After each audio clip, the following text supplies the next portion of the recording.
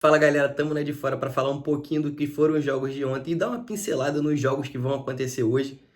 Antes de falar dos jogos em si, eu queria falar da festa que foi ontem.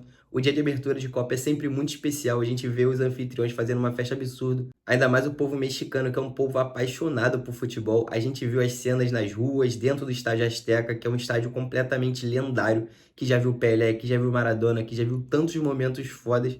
E aí ontem, vendo tudo isso, eu fiquei me perguntando, cara, como que um estádio desse vai receber só a abertura e o palco da final vai ser um estádio no meio de um estacionamento cinzento que não tem nenhuma história pra contar.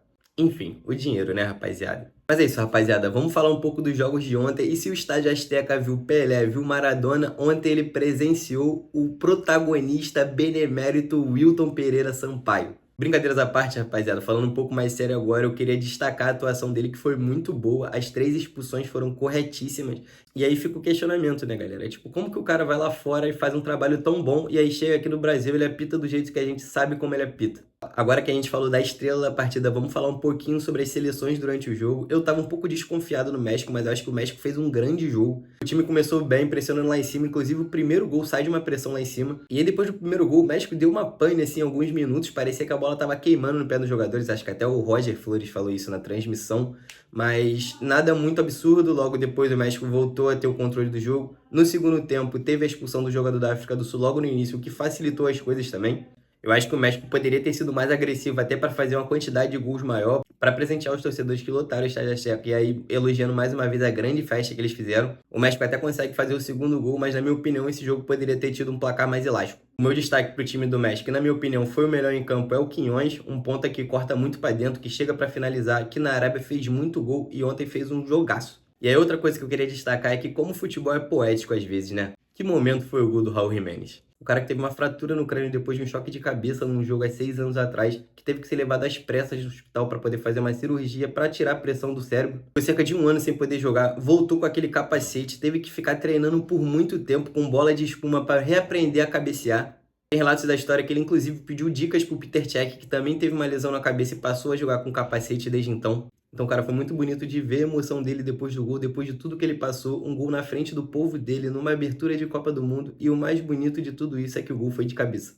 Cara, por outro lado, a África do Sul mostrou um nível muito baixo, com exceção do goleiro Ronald Williams. Eu já tinha falado aqui ontem que eu não esperava tanto da África do Sul e que, na minha opinião, era a pior das africanas nessa Copa. E basicamente, em nenhum momento do jogo a gente teve a sensação que a África do Sul ia conseguir fazer alguma coisa, ia conseguir reagir, empatar.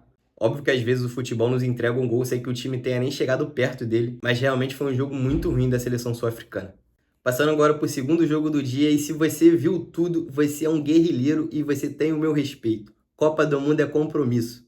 Cara, em primeiro lugar, eu queria elogiar a torcida da Coreia do Sul. A gente viu alguns lugares vazios no estádio, mas a festa da torcida coreana foi muito legal. Tinha bastante gente. E assim, além de ter bastante gente, a gente viu muitos vídeos do pessoal, dos mexicanos junto com os coreanos, fazendo Gangnam Style nas ruas, nos bares. E, cara, foi muito legal. A festa foi muito maneira. Antes de me aprofundar no jogo, eu queria passar em 3 curiosidades com vocês. Eu não sei se vocês repararam, mas a Coreia simplesmente tinha 5 Lees entre os titulares.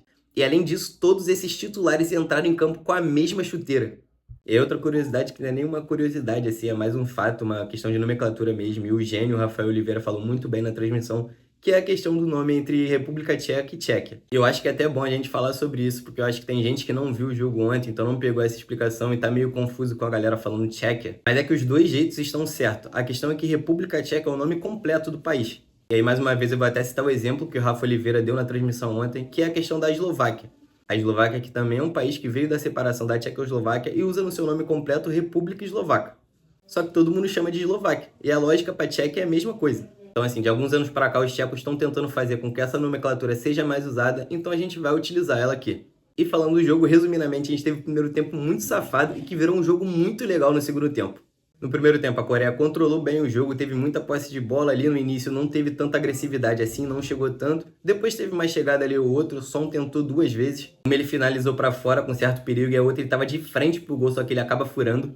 Além disso, teve um outro bom chute da seleção da Coreia de fora da área, e eu não vou me lembrar o nome do jogador, peço desculpa. Mas no segundo tempo o jogo muda de cara completamente. A Coreia voltou bem mais agressiva, com 3 minutos de jogo, fez o goleiro da Tchequia trabalhar. Com 10 minutos ali, o Son saiu cara a cara com ele, tentou uma cavadinha, mas não conseguiu pegar legal, o goleiro jogou para escanteio.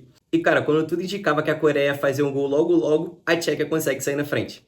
E assim, com todo o respeito do mundo, a gente viu aí que nas últimas eliminatórias, e até nesse jogo a Tchequia mostrou isso muito bem, que eles são uma máquina de bola parada. Mas, cara, realmente tomar um gol de lateral na Copa do Mundo, pra mim, é um pouco complicado. Mas, cara, a vantagem não durou muito tempo, a Coreia empatou logo depois, e eu vou pedir licença pra vocês pra poder ler os nomes aqui, e eu espero que vocês entendam, porque realmente é complicado. O gol foi um golaço, né? Um belo lançamento do Lee Kang-in, e aí o corte do Imbeon, levando o zagueiro e o goleiro juntos de letra, foi espetacular. Além de, claro, a cavadinha cruel que vai morrendo devagarinho até chegar no fundo das redes. A Tcheca até chegou a fazer um gol ali, mas foi anulado por impedimento, um gol de bola parada também. E aí logo depois o Imbeon, que já tinha feito um golaço, recebeu outro belo lançamento, e aí serviu o Jeong Gyun-woo para poder fazer o gol da vitória coreana. O Kim Sung-wil, o goleiro da Coreia, ainda fez uma defesa absurda no final do jogo para poder garantir os 3 pontos. E, cara, assim, o resultado foi muito justo. A Coreia, inclusive, eu acho que poderia ter ganhado demais. Ela dominou o jogo completamente. Assim como eu falei da África do Sul no primeiro jogo, a Tchequia também não ofereceu tanto perigo assim, não mereceu em nenhum momento o resultado. E eu preciso fazer um meia-culpa aqui com a Coreia, que eu errei a minha análise inicial. Eu não esperava tanto dessa seleção aqui sim, e, cara, me agradou muito o jogo da Coreia. Uma seleção que toca a bola muito bem. Ali no início do jogo eles estavam tocando a bola sem tanta objetividade assim, sem conseguir agredir, mas a partir do momento que começou a atacar bem, foi uma seleção que me agradou demais. Um detalhe muito curioso é que essa foi a primeira vitória em estreia de Copa da Coreia desde a Copa de 2010, ou seja, eram 16 anos sem ganhar na estreia. E assim, para mim o destaque do jogo, acho que não tem como deixar o Imbeon de fora, com gol e assistência, além de participar muito bem na criação das jogadas. Mas assim, para mim o melhor do jogo disparado foi o Lee Kang-in. Além da bela assistência pro primeiro gol, cara, ele foi muito bem, participou muito do jogo, praticamente todas as boas jogadas da Coreia passavam no pé dele. E ele, que é até um pouco difícil de se observar no PSG por conta das outras estrelas, tem tido um papel muito importante nessa seleção da Coreia. Agora falando do panorama do grupo no geral, África do Sul e Tchequia tem um confronto de vida ou morte na próxima rodada, as duas perderam, as duas precisam fazer os 3 pontos para tentar sonhar com uma classificação. Com a possibilidade de passar 8 dos 12 terceiros, pode ser que muitas seleções se classifiquem com 3 pontos. E aí eu fico com uma expectativa boa para o próximo confronto entre México e Coreia do Sul. Foram as duas seleções que me agradaram demais nessa primeira rodada. E nos palpites de ontem eu não fui tão bem assim. Apesar de ter acertado a vitória do México, eu não cravei o resultado, eu botei 1-0 ali, na verdade foi 2-0. E no outro jogo eu inverti completamente, eu botei a Tchequia ganhando de 2-1 e na verdade foi a Coreia do Sul que ganhou de 2-1. Agora vamos falar um pouquinho dos jogos de hoje. Começando pelo jogo do primeiro horário e pelos donos da casa, o Canadá sofreu um pouquinho nessa preparação com muitas lesões. A principal delas, a do cara dessa seleção canadense, que é o Alphonso Davies, jogador do Bayern, e que já vem sofrendo com questões físicas há algumas temporadas e essa temporada foi muito complicada para ele. Então assim, vamos ver como ele e como outras peças importantes nesse time chegam nessa Copa. O Canadá tem uma ideia muito interessante de jogo, de pressão alta, de recuperação de bola, foi inclusive semifinalista da última Copa América, que foi nos Estados Unidos, mas a gente tem que ver se eles vão conseguir aplicar tudo isso, toda essa ideia de jogo com todas essas questões físicas. Já a Bósnia é uma seleção que se recuperou muito no final do ciclo. Em dado momento parecia que a Copa do Mundo estava muito longe, mas eles conseguiram se classificar na repescagem tirando a Itália.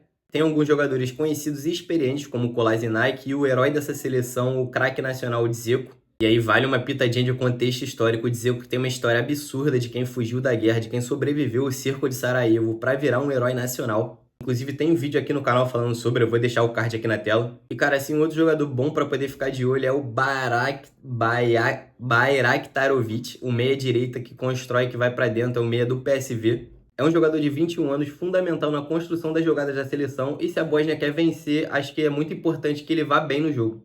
Agora, no outro jogo, cara, eu tô com um feeling que os Estados Unidos vai passar uma vergonhinha nessa Copa. Eu acho que o trabalho do Pochettino, que já dura 2 anos, não engrenou, não empolga. E aí ele entra em algumas polêmicas, inclusive em entrevistas. É uma seleção que não tem uma cara muito definida e que, inclusive, na última data FIFA antes da Copa foi goleada pela Bélgica. Então é mais um time que eu tenho uma desconfiança muito grande. Agora, o Paraguai é um time que evoluiu muito desde que o técnico Alfaro assumiu, tendo tido só uma derrota nas eliminatórias que foi justamente para o Brasil. É um time com uma ideia de jogo um pouco mais reativa, com muita segurança na defesa e com uma boa bola parada. A gente conhece muito bem o Gustavo Gomes aqui no Brasil. Acho que o principal ponto de atenção aqui é como o time do Paraguai vai se comportar sem o principal jogador, que é o Enciso, e se machucou no último jogo antes da Copa. Ele que não foi cortado e segue em tratamento para poder voltar ao longo da competição. Mas é certo que ele perca o primeiro jogo, e aí a gente tem que ver como que a equipe vai se comportar sem ele, como que a equipe vai se comportar com ele, dependendo de como ele voltar. Mas é isso, é um dia de jogos muito curiosos e a tendência é que sejam equilibrados. Nos meus palpites aí eu vou com 1-1 entre Canadá e Bósnia e Herzegovina e um 2-1 para o Paraguai em cima dos Estados Unidos. E é isso, rapaziada. Espero que tenham gostado. Amanhã a gente está de volta para falar um pouquinho desses jogos e falar da maratona de jogos que já começa amanhã, inclusive com o Brasil. Hoje a gente vai ficando por aqui. Bons jogos para geral, tamo junto e até amanhã.